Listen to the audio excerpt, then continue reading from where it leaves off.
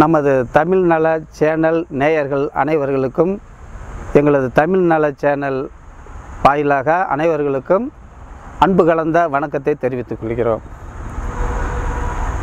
இப்பொழுது இது மிளகு தக்காளி அப்படின்னு சொல்லக்கூடியது. ஏன்னா இதனுடைய பயன்பாடுகள் மக்கள் அனைவருக்கும் தெரியக்கூடிய ஒன்று தான். ஏனென்றால் இது மணித்தக்காளின்னு சொல்லுவாங்க, மிளகு தக்காளி. இப்போ வாயில் புண்ணு வந்துருச்சு, நம்ம ஏதோ பண்ணுறோம், முதல் ஏதாவது ஒன்று செய்யணும் இல்லையா?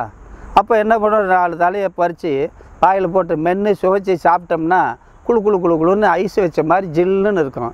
அப்போ அந்த புண்ணுனுடைய திசுக்கள் எல்லாம் கொஞ்சம் சீக்கிரம் ஆறத்துக்கான வேலைகளை செய்யும். ஆகையினால் இது எல்லாருமே உணவில் எடுத்துக்கலாம். அல்சருக்கு நல்லது, உடம்பு ஜூட்டுக்கு நல்லது, கணங்கணங்கன்னு இருக்கக்கூடிய கண் எரிச்சலுக்கு நல்லது.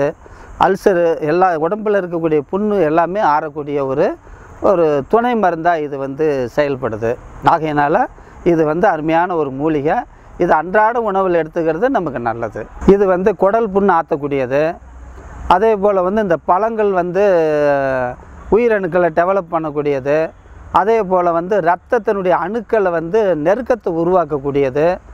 இதை ஜூஸ் மாதிரி போட்டு நம்ம எலுமிச்சம்பழம் ஜூஸ் சாப்பிட்ற மாதிரி ஜூஸ் மாதிரி அடித்து பால் கலந்து இதை நம்ம சாப்பிடலாம்.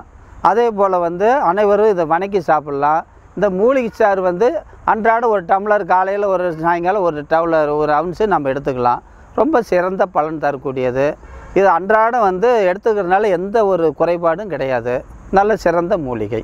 இந்த மூலிகை சாற்றோடு இது ஒரு அவுன்ஸு, தேங்காய் பால் ஒரு அவுன்ஸு, பால் ஒரு அவுன்ஸு சேர்த்து நம்ம அழகாக நல்லா ஆற்றி ஒரு டம்ளர் தினம் எல்லாருமே எடுத்துக்கலாம். அது மாதிரி எடுத்துக்கிட்டோம்னா வெப்ப காலத்தில் நம்ம குளிர்ச்சி கொடுக்கக்கூடியது. இதை அனைவரும் பயன்படுத்தி நல்லா நலமோடு நீண்ட ஆயுளோடு வாழுமாறு அனைவரையும் வேண்டி விரும்பி கேட்டுக்கொள்கிறேன். வணக்கம்.